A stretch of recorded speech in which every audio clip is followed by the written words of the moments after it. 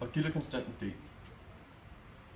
Gitteret her har 600 linjer per millimeter, og det vil sige, at D giver så 1,667 gange 10 minus 6 mm. Så bruger vi formlen for bølgelængden her, der siger, at bølgelængden er lige mod D gange sinus til theta delt med n. Og det er så theta n, den tilhørende vinkel. Så her har vi nogle vinkler, vi har theta 1, og så har vi n1. Så når laseren kører gennem gitteret her og rammer muren, så spreder den sig ind til forskellige punkter, og så måler vi så afstanden. Gitteret er 10 cm væk fra muren, og prikken her, n1, er 4,5 cm væk fra centrum. Så nu har vi en trekant, og så kan vi regne med noget trigonometri.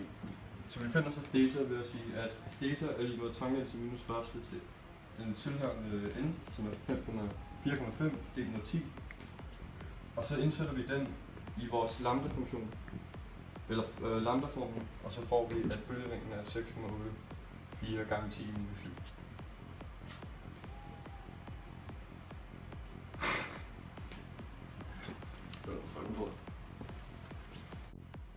Tak for i dag.